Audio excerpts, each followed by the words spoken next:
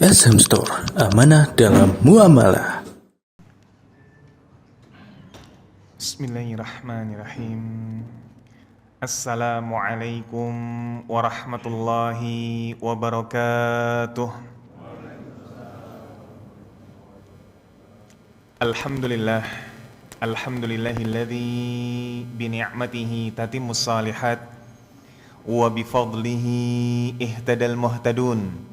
Allahumma salli wa sallim ala habibina wa qudwatina Muhammad sallallahu alaihi wa ala alihi wa sallam wa man ihtada bihadihi wastanna bisunnatihi wa qtada biqudwatihi ila yaumiddin, amma ba'd. Alhamdulillah, para jamaah sekalian, bapak-bapak dan ibu-ibu, ayahanda dan ibunda yang mencintai sunnah dan dicintai oleh Allah Azza wa Jal, bersyukur kita kepada Allah di malam hari ini atas segala limpahan nikmat dan juga rahmatnya, atas segala nikmat iman, nikmat sehat dan juga nikmat waktu luang. Begitu pula rahmatnya berupa ketundukan hati, berupa kepekaan hati untuk memanfaatkan nikmat-nikmat yang ada dalam rangka ketaatan. Semoga duduknya kita, menyimak atau mencatatnya kita pada kesempatan di malam hari ini tercatat di sisi Allah Azza wa Jalla sebagai sebuah ketaatan yang dapat memperberat timbangan kebaikan kita kelak di yaumil qiyamah. Salawat dan salam juga senantiasa kita haturkan pada junjungan kita bersama Nabiullah Muhammad sallallahu alaihi wa ala alihi wasallam, juga pada keluarga beliau, istri-istri beliau, sahabat-sahabat beliau dan seluruh pengikut beliau yang senantiasa istiqamah menjalankan sunnah beliau sallallahu alaihi wa ala alihi wasallam. Alhamdulillah, para jamaah sekalian, bapak-bapak dan ibu-ibu, ayahanda dan ibunda yang mencintai sunnah dan dicintai oleh Allah Azza wa Jal, kita pasti meyakini bahwasanya ilmu adalah cahaya. Kita pasti meyakini bahwasanya ilmulah salah satu di antara sumber kebahagiaan seseorang. Karena ilmu bagaikan tongkat bagi yang buta.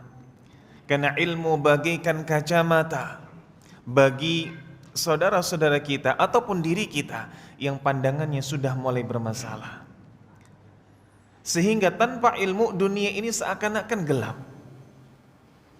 Kalau diibaratkan, tatkala seseorang yang ia bangun malam tanpa ilmu, maka tidak banyak opsi yang bisa ia lakukan. Mungkin ia buka HP, buka laptop, dan dia akan memiliki banyak opsi dan semuanya berada dalam hal yang positif. Tatkala kemudian dia di malam hari, ia bisa minimal berzikir. Lalu kemudian tambah lagi, minimal dia berwudu lalu beristighfar. Minimal ia berwudu lalu ia membaca Al-Quran. Walhamdulillah, ia bisa dirikan salat malam. Ini semua akan bisa dilalui dan dirasakan tatkala seseorang memiliki pijakan ilmu. Maka ilmu ini ada dalam setiap sendi kehidupan kita. Entah itu ilmu dalam rangkaian ibadah, ibadah-ibadah yang mahdah, salat, puasa, dan lain sebagainya. Begitu pula dalam ibadah-ibadah yang terkesan dalam pandangan kita adalah ibadah-ibadah yang notabene hanya pelengkap saja, hanya sebagai hal yang bisa memuaskan kehendak kita saja. Ilmu pun ada dalam kegiatan atau dalam ibadah-ibadah seperti itu. Contohnya dalam pernikahan. Contohnya dalam pernikahan. Berapa banyak di antara kita dapati ada saudara-saudara yang membangun pernikahan puluhan tahun tanpa dilandasi dengan ilmu.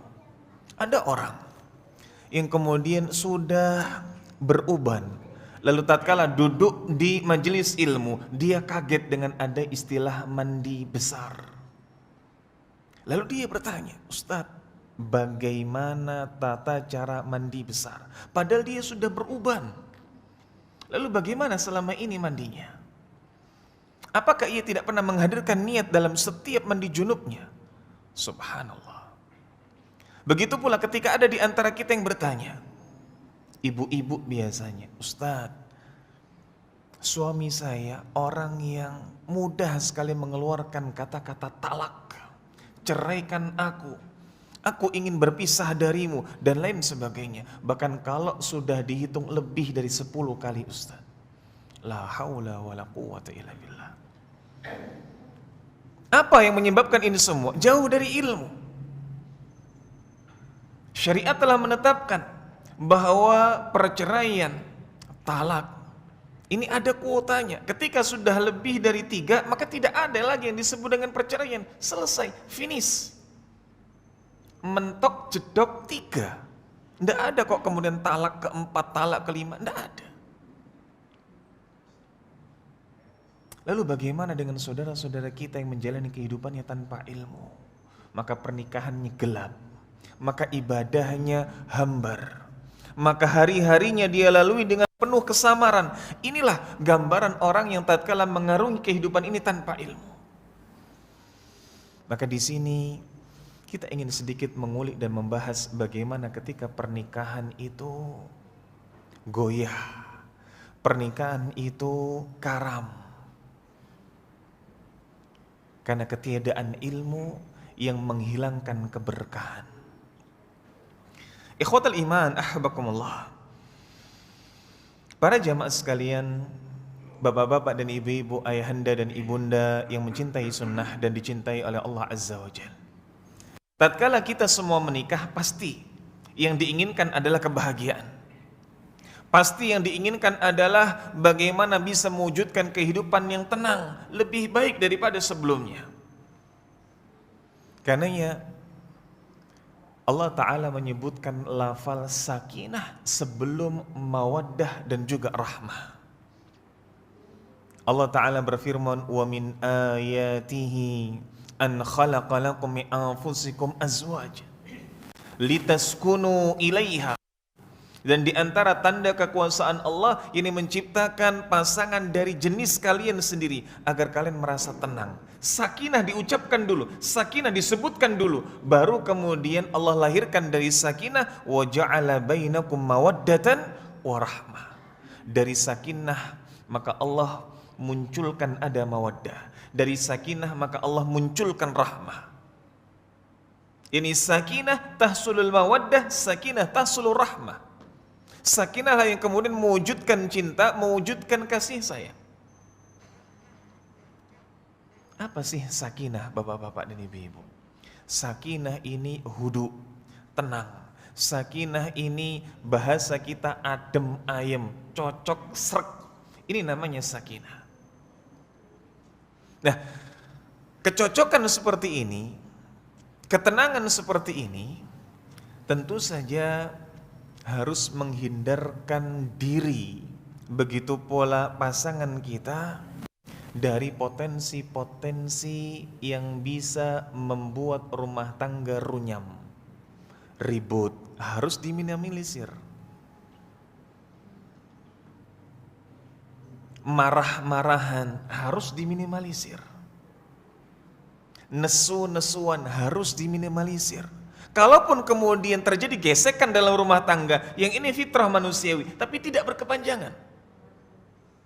Kalau kemudian setiap ada gesekan kok bertahan lama, sedikit-sedikit ada gesekan, sedikit-sedikit ada percikan api, maka tidak akan mungkin ada sakinah. Kalau ketiadaan sakinah ini adalah sesuatu yang nyata, maka begitu pula ketiadaan mawaddah dan ketiadaan rahmah. Nah, bahasan kita di malam hari ini berkaitan dengan noktah hitam pernikahan, noda atau titik hitam pernikahan. Apa saja yang kemudian membuat rumah tangga atau pernikahan ini menjadi buram, kehilangan sakinah, sehingga kehilangan pula mawaddah dan juga rahmah. Ikhwatal iman, ahbakumullah. Ketika kita menikah, maka di sana kita diberikan doa barakallahu lakuma wa baraka alaikuma wa jama'a bainakuma fi khair. Doa ini kalau diucapkan dengan ikhlas dan dipahami dengan benar, ini doa yang mahal sekali. Jauh lebih mahal daripada ketika seseorang mengatakan semoga bahagia, semoga segera punya anak. Jauh lebih mahal dibandingkan itu semua. Makanya sebagian ulama mengatakan makruh hukumnya tatkala seseorang ini mendapati dalam acara pernikahan lalu dia mengatakan birrafa'i wal banin, bis'adati wal banin, semoga engkau bahagia, semoga engkau punya banyak anak. Sebagian ulama mengatakan ini lafal yang makruh. Kenapa? Karena bahagia dan banyak anak tidak melambangkan ilmu.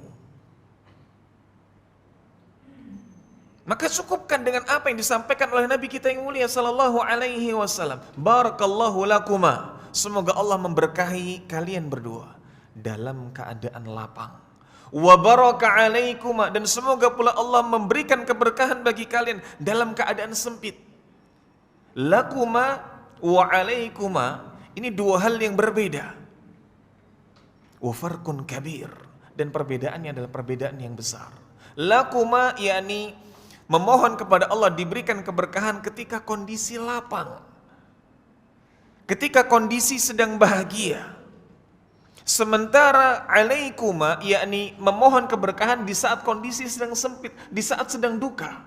Karena tidak mungkin pernikahan ini bahagia terus, tidak mungkin. Pernikahan kok lempeng terus, tidak mungkin.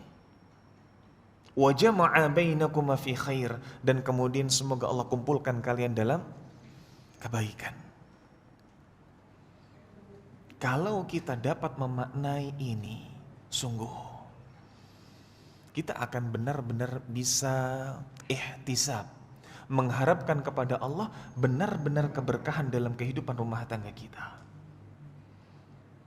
Kalau kita sudah menyadari, maka tidak ada setiap langkah melainkan kita berusaha untuk mencari keberkahan. Apa makna keberkahan, Pak? Keberkahan itu ada dua, thubutul khair wa ziyadatul khair.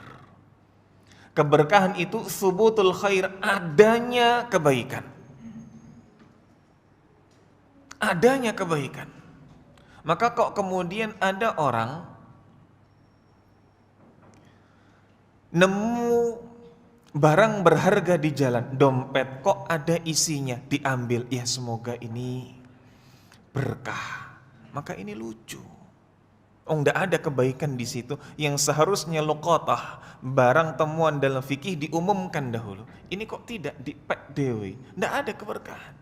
Lalu ziyadatul khair, bertambahnya kebaikan. Ini makna barokah. Sehingga kalau kemudian kita memaknai doa dari sebuah pernikahan, barakallahu lakuma wa baraka alaikuma, kita akan terus terngiang-ngiang barokah, barokah, barokah. Kita cari kebaikan, kita menginginkan bertambahnya kebaikan. Dan ini semua dengan apa? Ilmu. Ilmu. Sekali lagi ilmu, ilmu dan ilmu. Maka menikah butuh ilmu. Bukan hanya untuk mendapatkan kebaikan dan bertambah kebaikan, tapi juga untuk menghilangkan dari noktah-noktah hitam pernikahan.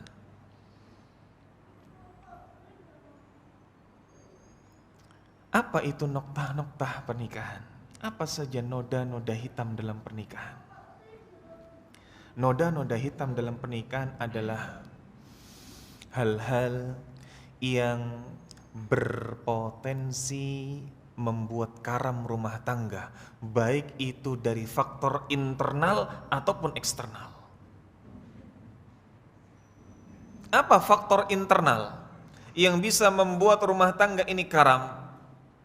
Di antara faktor internal adalah dari bagaimana godaan syaitan yang melekat erat. Kedengkian syaitan terhadap manusia ini sudah tertanam sejak dahulu, sudah tertanam. Bahkan ketika kemudian syaitan ini menetapkan salah satu goal terbesar mereka adalah memisahkan suami dengan istri, adalah mencerai-beraikan sebuah rumah tangga. Ini goal utamanya syaitan. Maka punten Pak, kalau kemudian kita bicara tentang dosa, kalau kita bicara tentang dosa, syirik, ini dosa terbesar dan tidak ada khilaf. Tapi apa dosa yang paling membuat syaitan bangga? Apa? Tidaklah dosa yang membuat syaitan bangga ketika syaitan berhasil memisahkan suami dengan istrinya. Nabi SAW bersabda, Inna iblis yada'u arsyahu 'alal ma'. Sejatinya iblis itu meletakkan singgasananya di atas air. Thumma yad'afsu sarayahu fa'adanahum minhu manzilatan a'zamuhum fitnah yaji'u ahaduhum fayaqulu fa'altu kada wa kada fayaqulu ma sana'ta syai'a. Maka singgasana yang di tengah lautan tadi, yang paling dekat dengannya, paling dekat dengan singgasana adalah yang paling besar fitnahnya, paling besar godaannya kepada manusia. Maka kemudian diutuslah pasukan-pasukan jin, pasukan-pasukan iblis untuk menggoda, sampai datang satu di antara mereka mengatakan, aku telah melakukan ini dan itu. Maka dikatakan, engkau belum melakukan apa-apa. Tapi ketika datang satu orang, yakni datang satu iblis, satu jin, lalu dia mengatakan, ma taraktuhu hatta faraqtu bainahu wa baina imra'atihi. Tidaklah aku meninggalkan seseorang melainkan ia berpisah dengan pasangannya. Tidaklah aku meninggalkan godaan, yakni aku menghembuskan godaan kepada manusia, kecuali kemudian manusia itu menjadi berpisah rumah tangganya. Baru jin, iblis yang berhasil memisahkan hubungan manusia, membuat perceraian, membuat rumah tangga karam dan lain sebagainya. Inilah yang dikatakan ni'ma ant. Ini baru yang namanya godaan iblis. Jadi godaan iblis yang paling membanggakan bagi mereka adalah ketika bisa memisahkan hubungan suami istri. Maka kalau kemudian ada seteru dalam rumah tangga, sampai-sampai kemudian terfikir untuk apa? Pisah. Ketahuilah iblis hampir saja bertepuk tangan. Iblis hampir saja bertepuk tangan. Hati-hati. Lalu berikutnya di antara nokta hitam pernikahan, noda-noda hitam dalam pernikahan internal setelah godaan syaitan, yakni bagaimana orang yang hasad atau iri sehingga ia tidak menginginkan kita harmonis dalam pernikahan. Rasa iri dari orang-orang yang semacam ini semata-mata karena ia tidak ingin melihat kita bahagia. Ia tidak ingin melihat rumah tangga kita adem ayem, tidak ingin melihat rumah tangga kita kok kemudian apa? Seakan-akan bahagia di hadapannya. Lalu kemudian muncul dari upayanya untuk berusaha membuat rumah tangga hancur, dan inilah yang disebutkan dalam fikih sebagai dosa takhbib. Dosa takhbib.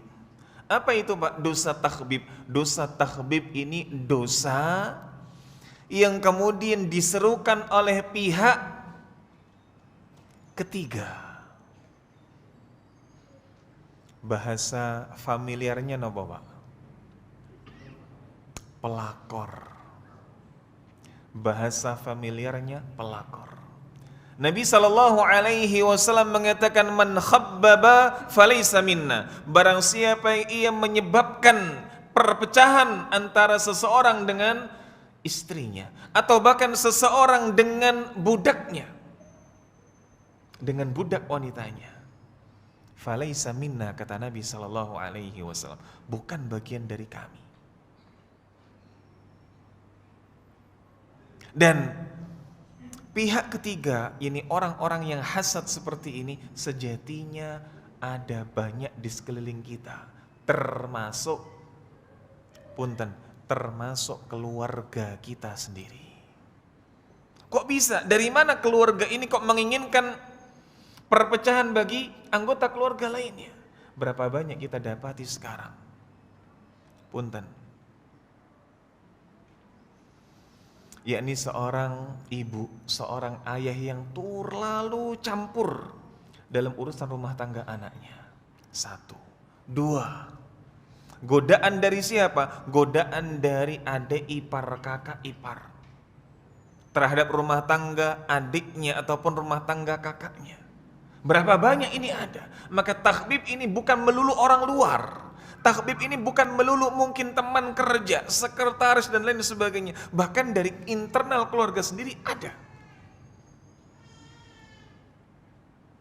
Ini yang harus kita peka.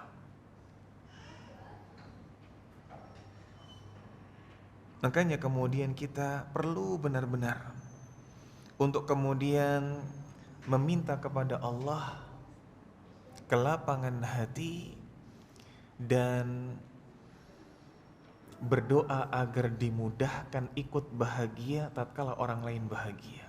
Hasad ini penyakit yang berbahaya. Hasad ini penyakit yang berbahaya. Bahkan dikatakan inilah dosa pertama yang ada di muka bumi, yang kemudian darinya melahirkan pembunuhan pertama di muka bumi dari anak turunan Nabiullah Adam alaihissalam. Karena apa? Karena hasad dulu. Tidak ingin kemudian saudaranya mendapatkan nikmat. Hasad inilah tercatat sebagai dosa pertama di muka bumi, mengantarkan pada pembunuhan Qabil dan Habil. Hasad ini berbahaya. Baik untuk dirinya sendiri karena meniadakan kebahagiaannya, ataupun bagi orang lain karena menghilangkan kebahagiaan bagi orang tersebut. Dan berikutnya di antara nokta hitam pernikahan adalah kebiasaan buruk bermudah-mudahan dengan ipar. Ini nokta hitam yang ada di sekeliling kita. Masyarakat awam banyak yang masih demikian. Boncengan sama ipar, halah wong adik bojoku. Gampang. Padahal ini kata Nabi SAW, alhammu al-maut. Berdekat-dekatan dengan ipar, bermudah-mudahan dengan ipar ini dapat mendatangkan maut, dapat menghantarkan kehancuran. Karena sejatinya di antara mereka berdua ada pembatas. Lalu kemudian dia hilangkan pembatas itu dengan dalih kedekatan karena hubungan pernikahan. Tidak boleh. Tidak boleh.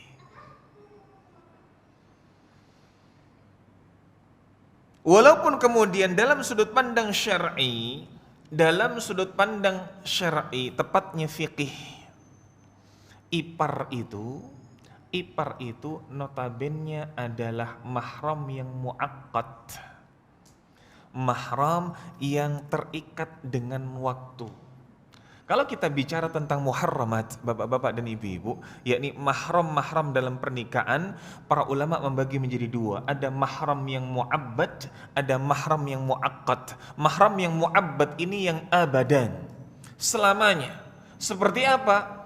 Mahram karena nasab, ini selamanya. Kalau sudah mahram, ya mahram terus. Kita dengan kakak, kita dengan bapak, ya mahramnya selamanya, abadan.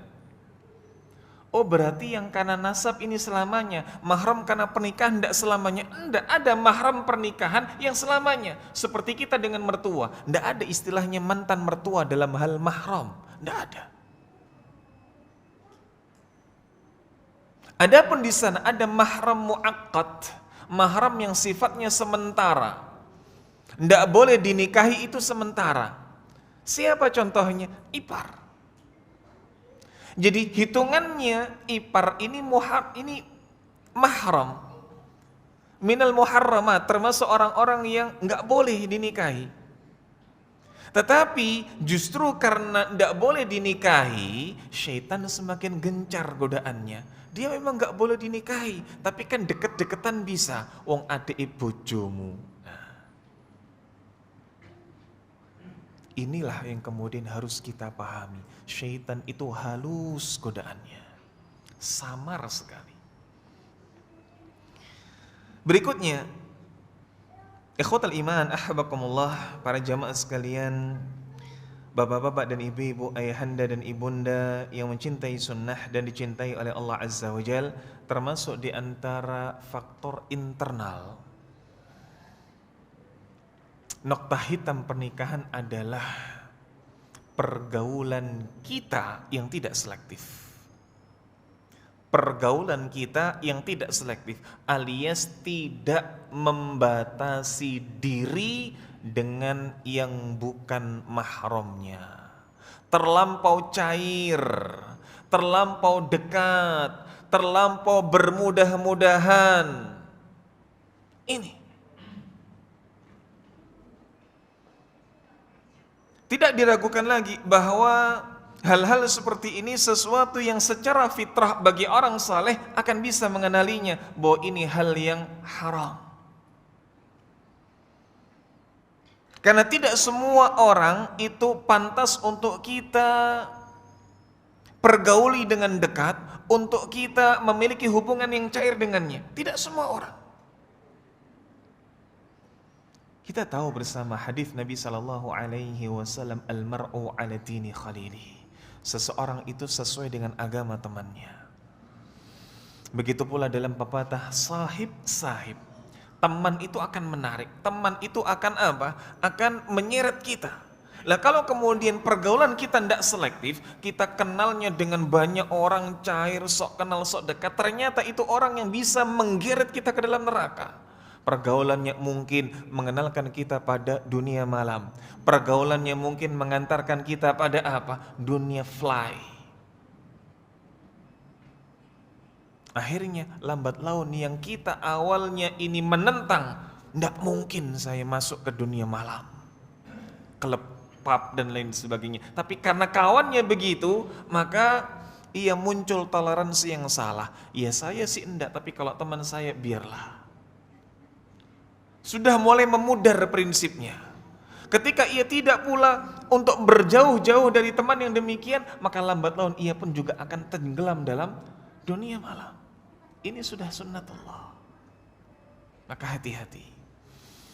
Berikutnya, bapak-bapak dan ibu-ibu sekalian, para jamaah yang mencintai sunnah dan dicintai oleh Allah Azza wa Jal, nokta hitam pernikahan dari faktor eksternal. Kalau tadi dari faktor internal, maka sekarang dari faktor eksternal. Dari faktor eksternal, apa saja? Kalau faktor eksternal, maka ini adalah sesuatu yang kadang kita tidak terfikir dengannya. Seakan-akan ia adalah faktor internal, padahal notabene dia adalah orang yang bisa kita beri batasan tegas. Tidak boleh ikut campur dalam rumah tangga kita. Eksternal. Tapi banyak di antara kita menyangka bahwa itu adalah internal. Siapa itu? Di antara yang perlu kita perhatikan adalah saudari perempuan sesuami. Anda ulangi, saudari perempuan sesuami. Berarti apa Pak? Rumah tangga poligami. Saudari perempuan sesuami. Suaminya satu, ada istri dengan adik madunya. Maka hati-hati.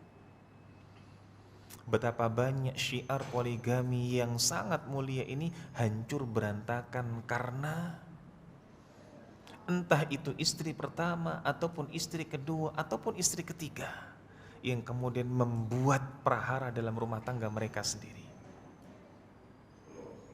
Ini perlu diperhatikan.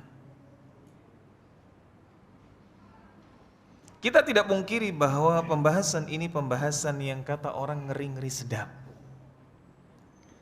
Tapi karena di sini ada ibrah besar, karena di sini ada ilmu di dalamnya, kita perlu sampaikan.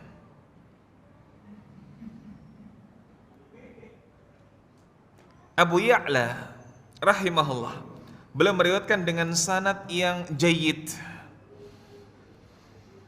Beliau mengatakan berkaitan dengan perkataan Aisyah, annal ghira la tubsiru asfalal wadi min a'lahu. Aisyah radhiyallahu anha itu mengatakan bahwasanya wanita yang cemburu tidak akan bisa membedakan mana puncak dan mana lembah. Gelap mata kalau sudah cemburu, dan cemburu ini fitrahnya wanita. Hasan al-Basri rahimahullah, beliau mengatakan dua tabiat utama wanita itu ghalabatu masyairiha wasur'atu inkilabiha.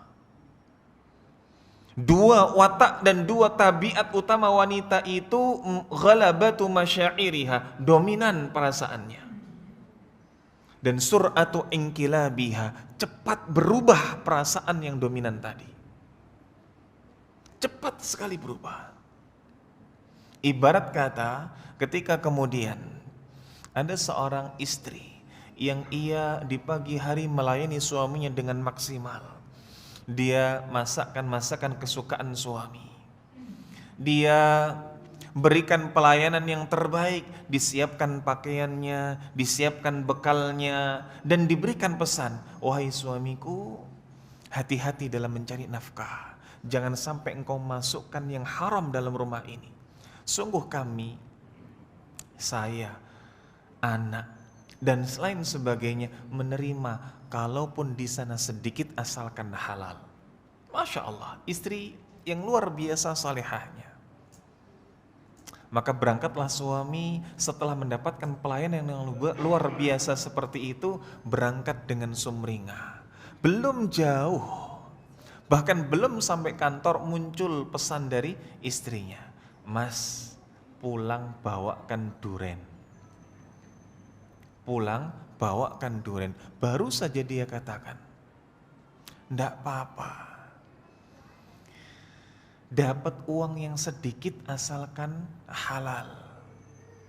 Dan kita tahu bersama, duren bukanlah barang-barang atau mungkin buah-buahan yang notabene bisa dijangkau oleh semua orang. Taib. Suaminya mungkin membalas dengan sepatah dua kata-kata, ya.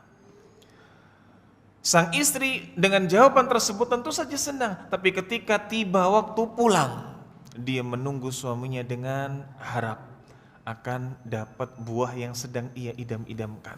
Ketika suaminya membawa satu kresek, apa isinya? Jus duren. Requestnya duren, dibawakannya jus duren. Melepas suaminya untuk mencari Maisah dengan senyum yang mengembang, pulangnya menyambut suaminya dengan alis yang jureng, merengut. Kok ini kan judulnya duren, yang tadi mintanya buah dikasihnya jus. Maka dari yang awalnya ini sayang luar biasa kepada suami, malamnya sudah berubah. Inilah sur'atu inkilabiha, cepat sekali berubah, akan dominan perasaannya. Kalau kemudian para wanita tahu inilah fitrah mereka, inilah tabiat mereka, maka kita sebagai suami ini harus pandai-pandai. Harus pandai-pandai. Makanya punten, suami itu ndak boleh kok kemudian punten saestu pelin-pelan. Maka di antara nasihatnya Imam Ahmad bin Hanbal kepada putranya Abdullah tatkala menikah, wahai anakku, ya Abdullah, ketahuilah bahwa wanita itu tidak suka dengan kekerasan, tapi wanita mudah menginjak yang lemah. Apa maksudnya? Hendaklah engkau wahai putraku Abdullah, kalau bersikap kepada istrimu pertengahan, keras banget ya ndak, tapi terlalu lembek ya ndak. Kalau keras ini sesuatu yang dibenci oleh wanita, tapi kalau lembek, maka hati-hati. Betapa banyak kita dengar istilah suami-suami takut istri. Harus kemudian ini punya apa? Punya pendirian. Makanya kaitannya dengan apa? Kaitannya dengan nokta hitam pernikahan, faktor eksternal. Hal yang mungkin sedikit anti mainstream, saudari perempuan sesuami. Maka dalam rumah tangga poligami, bapak-bapak dan ibu-ibu, ndak bisa kok suami itu masih pelin-pelanan, masih baperan, ndak bisa. Ndak bisa. Suami yang kemudian ketika sudah menetapkan sebuah keputusan, dia sudah katakanlah ketok palu, tapi kemudian ketok palunya ini hilang karena tangisan istri. Suami yang masih gampang luluh dengan tangisan istri, maka tidak akan bisa berhasil dalam rumah tangga poligaminya. Taib. Berikutnya, di antara nokta hitam pernikahan, faktor eksternal, yakni ketika kita tidak memperhatikan lingkungan yang ada di sekitar kita, alias tidak selektif terhadap tempat tinggal. Berapa banyak kita dapati yang mungkin dulu sebelum kita tinggal di komplek tertentu, istri adem ayem, istri enak nerimo konaah. Tapi mungkin setelah kita pindah ke lokasi baru dengan mungkin lingkungan tetangga yang berbeda, maka berubah, sedikit ngelunjak bahasanya. Dikit-dikit minta ini, dikit-dikit minta itu, kita heran, loh kenapa? Padahal bulanan yang dikasih juga tidak berkurang, bahkan nambah. Apa jawabannya? Karena faktor lingkungan. Makanya tetangga ini satu hal yang sakral. Nabi SAW mengatakan arba'atum minas sa'adah, 4 hal yang termasuk sumber kebahagiaan. Apa kata Nabi SAW? Yang pertama adalah almar'atus salihah, istri yang salihah. Ini sumber kebahagiaan. Apa yang kedua? Ada jarus salih, tetangga yang saleh. Tetangga yang saleh ini sumber kebahagiaan. Lalu yang ketiga dan yang keempat, Nabi mengatakan al-maskanul wasi' wal markabul hani, tempat tinggal yang luas dan juga kendaraan yang nyaman. Ini 4 hal yang menjadi sumber kebahagiaan kata Nabi SAW. Di dalamnya ada tetangga, di dalamnya ada lingkungan kita. Ini yang tidak boleh kita lupakan, bapak-bapak dan ibu-ibu sekalian. Maka memperbaiki lingkungan sama artinya dengan menyelamatkan kehidupan rumah tangga kita. Makanya para ulama ketika membahas tentang kehidupan bertetangga, ini banyak sekali menukil banyak hadis. Banyak sekali hadis-hadis Nabi SAW yang ternukil. Syekh Abu Bakar Jabir Al-Jazairi rahimahullah dalam kitabnya Minhajul Muslim, beliau menjelaskan dengan detail berkaitan dengan adabul jiran, adab bertetangga. Bagaimana ketika Nabi SAW dibuat heran dengan wasiat dari Jibril alaihissalam. Nabi mengatakan, mazala Jibril yusini bil jar hatta dhanantu annahu sayuwarrithu. Masih saja, terus saja Jibril alaihissalam mewasiatkanku tentang bertetangga, seakan-akan aku menganggap tetangga punya hak waris. Padahal tetangga punya hak waris apa mboten, Pak? Enggak. Sebaik apapun tetangga, enggak ada hak, enggak ada sama sekali hak mereka atas harta kita berkaitan dengan waris, enggak ada.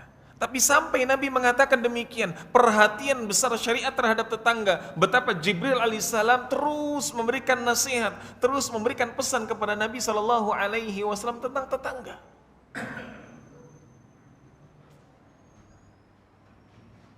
Dan di dalam Al-Quran Allah Ta'ala mengatakan dalam surat An-Nisa, Allah berfirman, wa'budullaha wa la tusyriku bihi syai'a wa bil walidaini ihsana wa bidil qurba wal yatama wal masakin wal jaridil qurba wal jaril junub. Dan beribadalah kepada Allah tanpa menyekutukannya dengan apapun, lalu berbaktilah kepada orang tua, lalu kepada karib kerabat, kepada anak-anak yatim, orang-orang miskin, wal jaridil junub, wal jari dzil qurba wal jaril junub. Tetangga dekat dan tetangga jauh. Disebutkan dengan detail di dalam Al-Quran, tetangga ini ada yang dekat, ada yang jauh. Apakah batasan dekat dengan jauh ini jarak, langkah, meter, dan lain sebagainya? Enggak. Ibnu Katsir rahimahullah ketika membahas ayat ini dalam tafsirnya menukilkan beberapa pendapat. Di antaranya adalah pendapat dari Ibnu Abbas radhiyallahu an. Apa kata Ibnu Abbas? Tetangga dekat, al-jaril junub, alladzi bainaka wa bainahu qarabah, yang antara dirimu dengan dirinya punya kekerabatan, punya kedekatan. Maka walaupun kemudian tetangga ini beda blok dengan kita, bahkan mungkin tetangga perumahan jauh, untuk ke rumahnya harus muter, tetapi bainaka wa bainahu qarabah, antara dirimu dengan dirinya memiliki kekerabatan, disebut tetangga dekat. Sebaliknya tetangga jauh, kata Ibnu Abbas apa? Alladzi laisa bainaka wa bainahu qarabah, yang antara dirimu dengan dirinya tidak punya kekerabatan, walaupun rumahnya nempel tembok. Ini detail dalam syariat. Belum lagi ketika kita berbicara tentang tetangga, bapak-bapak dan ibu-ibu, sungguh syariat mendapati banyak hadis yang dengan redaksi hampir sama namun dengan substansi yang berbeda. Ada di sana 3 hadis dengan redaksi yang hampir sama tapi substansinya berbeda. Yang pertama kata Nabi SAW, man kana yu'minu billahi wal yaumil akhir falyukrim jarahu. Barang siapa yang beriman kepada Allah dan hari akhir, hendaklah dia muliakan tetangganya.